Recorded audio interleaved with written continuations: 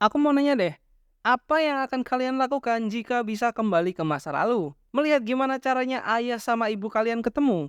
Halah, bosen. Apalagi, ngerubah sifat males. Ya, bisa juga. Kalau aku sih, jika bisa kembali ke masa lalu, aku mau nyari dalang di balik kasus G30S. So, bakso. Waduh. So, bakso. Hello Fobs, balik lagi bersama Fob Hartman, di mana di sini aku akan menceritakan alur sebuah film yang pastinya seru. Film ini pertama kali dirilis di Netflix pada tahun 2024 ini. Disutradarai oleh Hannah McPherson dan ditulis bersama Michael Kennedy, dikenal dari film Freaky. Film ini mempunyai konsep time travel di mana Lucy Field yang diperankan oleh Madison Bailey yang tiba-tiba kembali ke tahun 2003. Tepat beberapa hari sebelum kakaknya Summer yang diperankan oleh Antonia Gentry tewas oleh pembuntit berantai bertopeng. Mampukah Lucy untuk mencegah aksi pembuntitan tersebut yang menewaskan kakaknya? Tak usah berlangsung lama-lama lagi, mari kita langsung simak saja alur ceritanya. Jangan lupa pamit ke ibu kalian karena kalian akan menghilang selama 10 menit ke depan. Musik.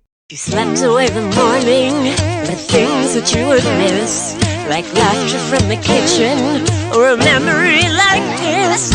Laburkan mesa seres, laburkan cinta. Aroma 100. Film dibuka dengan memperlihatkan padang pasir di malam hari. Oh enggak, bukan. Berlokasi di Minnesota, sebuah negara bagian Amerika Serikat ke-32. Film dibuka memperlihatkan kilas balik pada tanggal 18 April 2003, di mana ada sebuah party untuk penyambutan hari kebesaran sesuatu. Inilah Summer, seorang remaja putri yang takut tentang pembuntit berantai. Summer pun masuk bersama pacarnya. Di sisi lain, polisi yang mendapatkan bahwa terdapat party ilegal langsung bergegas menuju tempat tersebut. Ya, itulah party di mana Summer berada.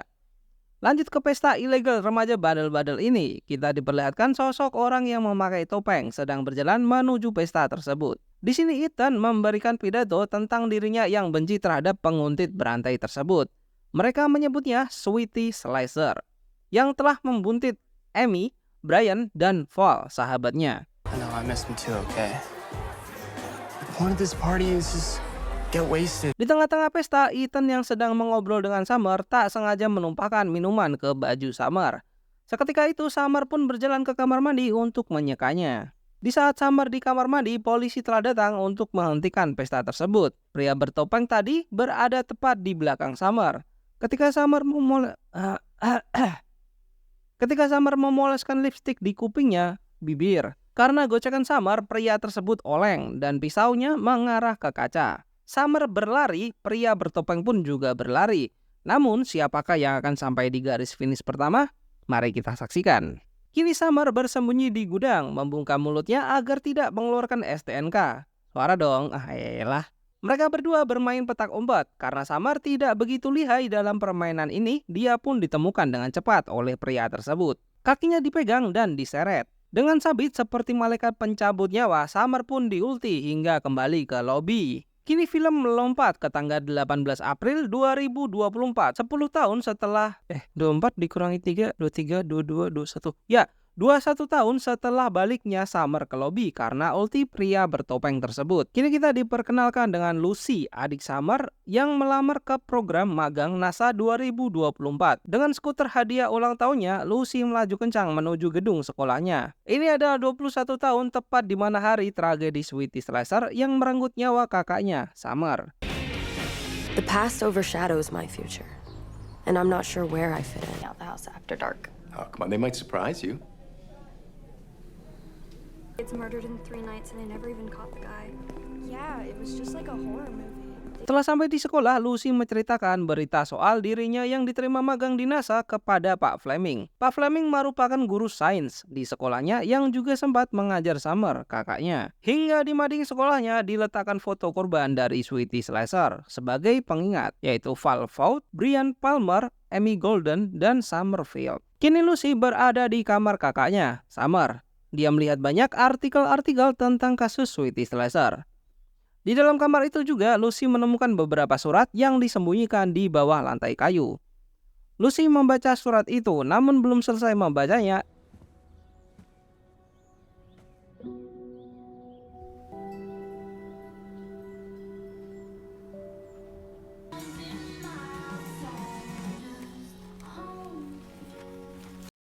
ia dikejutkan oleh ibunya yang memanggil Lucy untuk makan bersama di luar. Di sela makan siangnya bersama keluarga, Lucy memberitahukan bahwa dirinya diterima magang di NASA. Namun kedua orang tuanya tidak begitu setuju dan menyarankan agar tetap magang di dalam kota, mengingat kantor NASA bertempat di Washington DC yang jauh dari rumah mereka di Sweetie.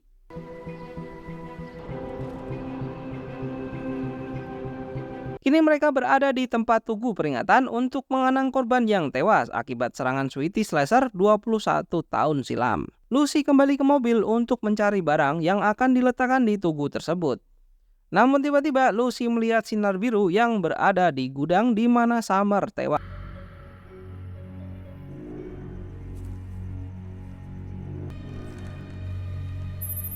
Lucy yang kepoan berjalan menuju gudang tersebut. Setelah sampai di gudang, Lucy menemukan sebuah mesin yang kita belum tahu mesin apa tersebut. Lucy yang kepoan, sekali lagi semua karena Lucy kepoan. Pada layar benda tersebut tertulis start, dan Lucy menekannya. Setelah tombol start ditekan, tertulis 16 April 2003. Dan boom, ledakan besar terjadi. Lucy meninggal dan film pun selesai. Enggak ya, bercanda. Laser keluar dari mesin tersebut dan menyilaukan Lucy. Lucy yang merasakan ada yang aneh keluar dari gudang lalu memeriksa sekitarnya.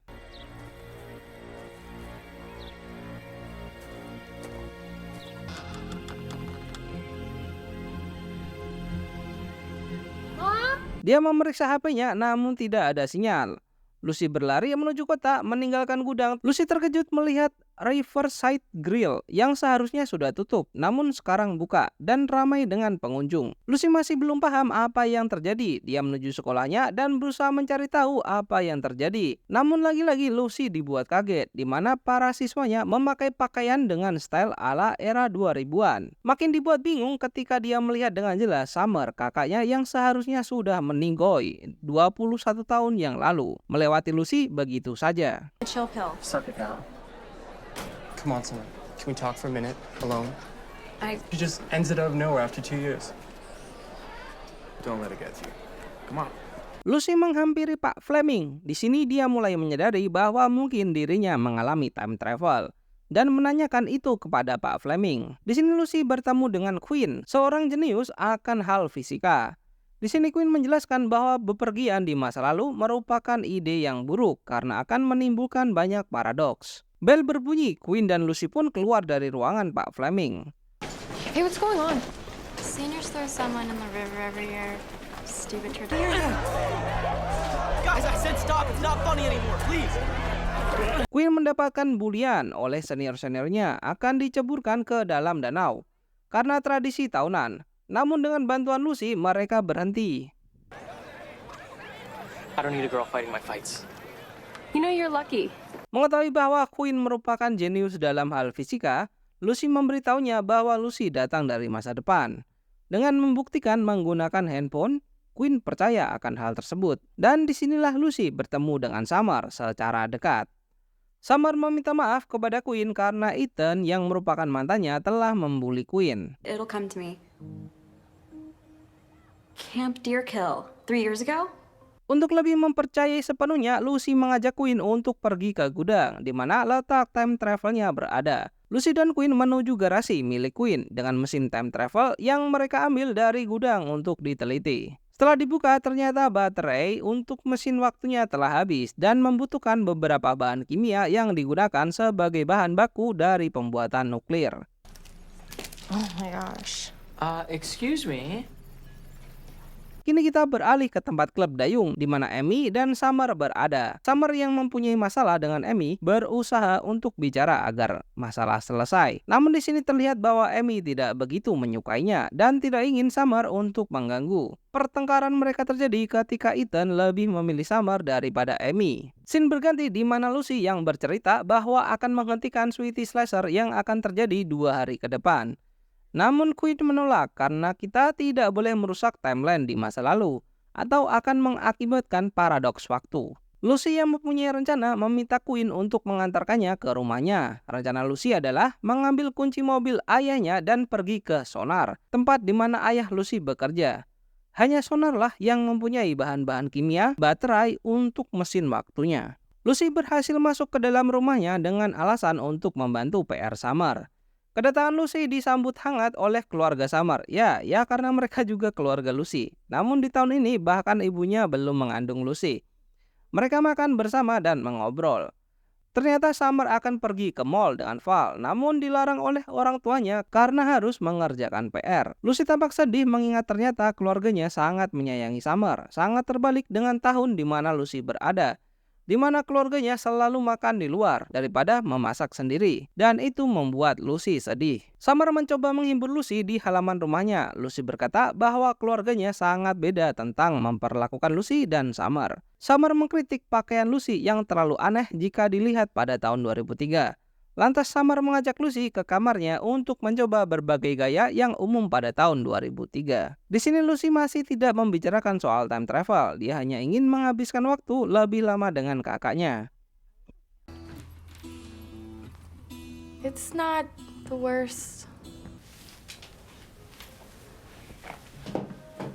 Ketika mereka berdua asik mengobrol, di sisi lain Brian dan Val berada di mall. Karena Summer masih mempunyai PR, jadi dia tidak bisa pergi ke mall oleh larangan ayahnya. Lucy yang sudah mengetahui apa yang akan terjadi memutuskan untuk pergi ke mall mencegah tragedi Sweetie Slasher terjadi. Dengan skuternya tahun 2003.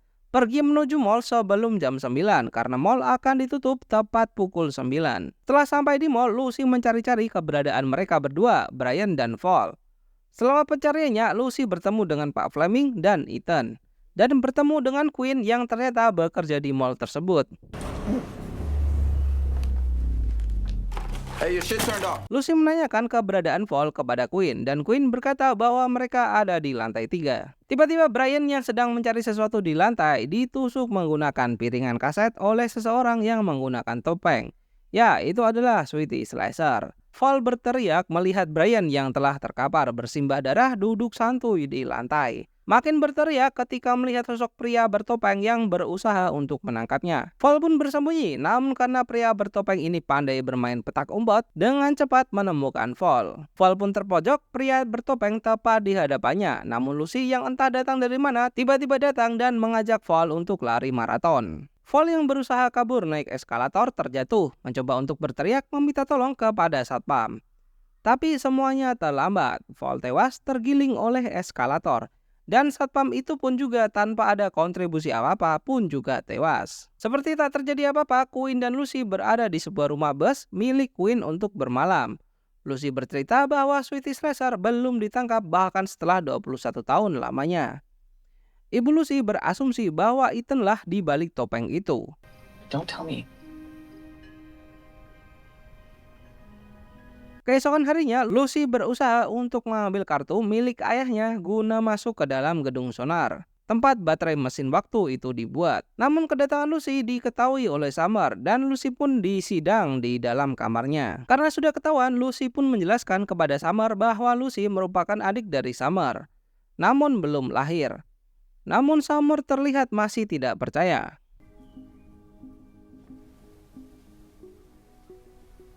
I've never seen. Karena gagal membuat Summer percaya dan tidak mendapatkan kartu ayahnya, Lucy pun kembali ke garasi Quinn untuk membantu menyelesaikan mesin waktu guna kembali ke masanya di tahun 2024. Setelah mengutak-atik mesinnya, selesailah komponennya, namun mereka harus mempunyai baterai sonar untuk membuat lubang cacing pada mesin. Atau begitulah yang dikatakan Quinn. Aku juga gak paham mereka ngomong apa. Lucy sebenarnya tidak ingin kembali ke masanya karena di sana dia merasa tidak dianggap dan kesepian. Tak mau kalah, Quinn juga adu nasib. Dia bercerita bahwa ayahnya pergi dan ibunya sudah tidak ada. My mom. I understand, Lonely. Di sela-sela peraduan nasib, mereka dikejutkan dengan kedatangan Summer. Summer yang mulai percaya mempertanyakan tentang keberadaannya di masa depan. Namun Lucy tidak ingin mengacaukannya. Dia berbohong atas apa yang akan terjadi kepada Summer di masa depan. Serious? We have to do something. Doing something in this context is Karena desakan dari Summer, Lucy pun membeberkan apa yang akan terjadi selanjutnya. Lucy mengatakan bahwa Amy lah korban berikutnya yang akan meninggoy malam ini di museum. Dan mereka sepakat untuk mencegahnya, walaupun sebenarnya ini menentang hukum tentang teori time travel. Dan mereka pun akhirnya berangkat.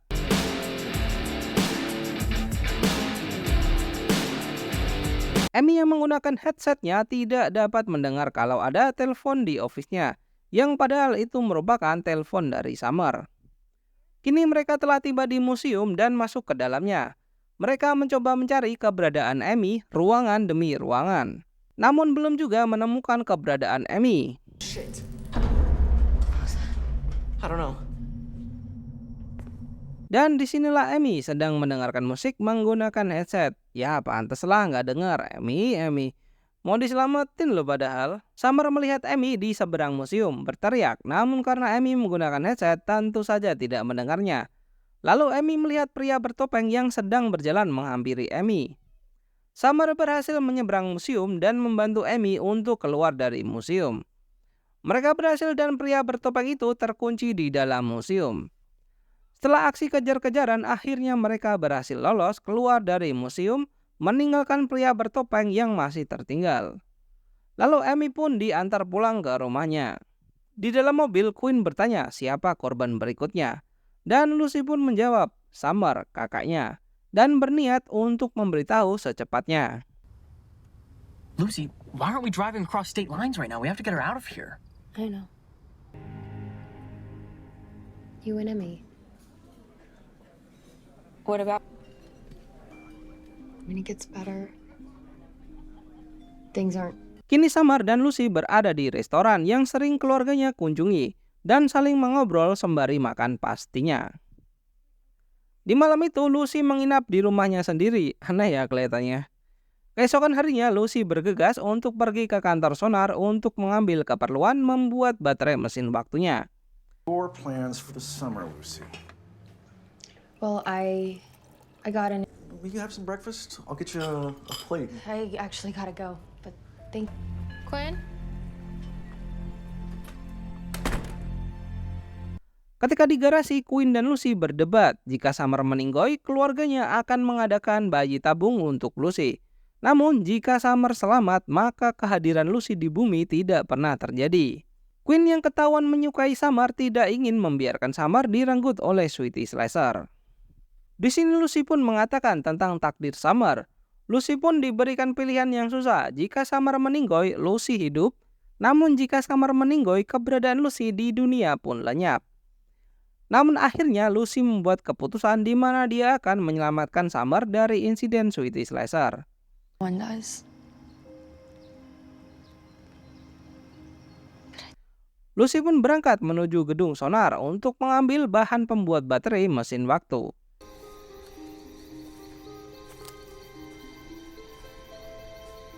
Namun ternyata Quinn pun juga datang untuk membantunya. Let's go steal some antimatter. Di sisi lain, Summer telah tiba di tempat party, tempat di mana insiden Sweetie Slasher terjadi. Kini Quinn dan Lucy berhasil masuk ke dalam laboratorium sonar berkat bantuan kartu identitas ayahnya yang berhasil dia curi. Di tengah pesta, tiba-tiba Summer mencium Amy dan mengatakan bahwa dia mencintainya. Nggak bisa ditampilin ya adegannya, bahaya. Di sini terlihat sepertinya Summer tetap akan mengikuti takdirnya yang meninggoy oleh Sweetie Slasher. Tibalah di mana pria bertopeng itu muncul, bertemu dengan Summer dan main kejar-kejaran. Di sisi lain, Lucy dan Quinn yang telah berada di dalam lab terkejut dengan pecahnya satu kaca yang berisi sonar baterai. Dan terdapat satpam yang meninggoy. Pasti ulah pria bertopeng ini mah. Dan inilah mind blowing. Ternyata pria bertopeng ini berasal dari masa depan yang kembali ke masa lalu untuk menjadi Sweetie Slasher. Kita kembali ke Summer. Pria tersebut telah berada di depan Summer dengan membawa sabit seperti malaikat pencabut nyawa.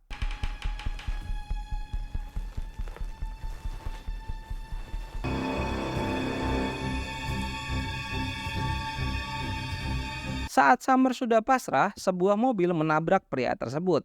Ya, mobil tersebut dikendarai oleh Quinn dan Lucy yang berhasil membawa sonar baterai. Summer pun nggak jadi meninggoy.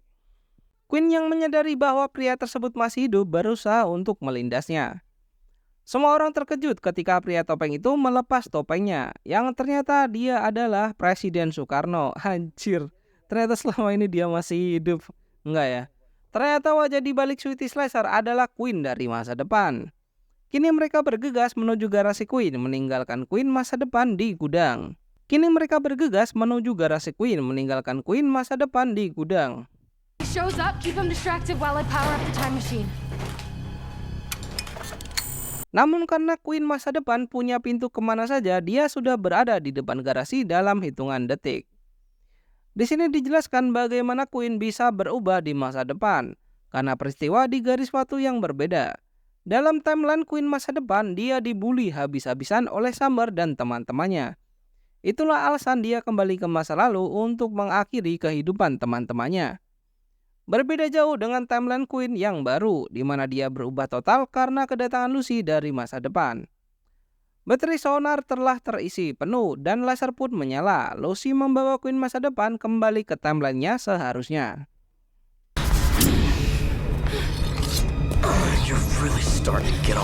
Di masa depan, tepatnya di parkiran, Queen dan Lucy kembali ke masa depan, tempat di mana seharusnya mereka berada. Queen yang berusaha untuk menusuk Lucy, namun Lucy cerdik. Dia memberikan Queen aliran listrik yang membuatnya pingsan. Dengan cepat, Lucy menusuk Queen tepat di bagian dada, hingga Queen pun meninggoy di tempat. Kita kembali ke timeline-nya Summer. Summer duduk berdua dengan Queen, yang tiba-tiba dikejutkan dengan Lucy yang kembali ke masa lalu, menggunakan sonar dari Queen masa depan. Film berakhir dengan Lucy yang menetap di timeline baru, timeline di mana Summer selamat dan mereka hidup sebagai keluarga. Akhirnya Queen berpacaran dengan Summer dan Amy selamat dari tragedi pembuntitan berantai yang dilakukan oleh Queen. Mereka akhirnya hidup bahagia dan film pun selesai. Is the one happening right now. Life is short. Lucy akhirnya sadar kalau siklus waktu itu ulah dia sendiri dari masa depan. Dia cuma bisa keluar setelah berdamai dengan masa lalu dan berhenti mencoba memperbaiki segalanya. Setelah menerima kesalahan yang pernah mereka buat, lingkaran waktu pun putus dan Lucy kembali ke realitas walaupun harus menetap di timeline 2003. Penonton dibuat bertanya-tanya bagaimana nasib Lucy di masa depan. Secara tidak langsung, keberadaan Lucy di masa depan pun hilang karena sekarang Lucy berada di masa lalu di tahun 2003 dan memutuskan untuk tetap tinggal di sini bersama kakaknya Summer. Baiklah, sekian dulu cerita alur film kali ini. Seru kan? Serulah. Film tentang time travel nggak pernah gagal. Terima kasih buat kalian yang udah nonton video ini sampai selesai. Tunggu konten selanjutnya dari Bob Herman. Jangan lupa subscribe dan thank you.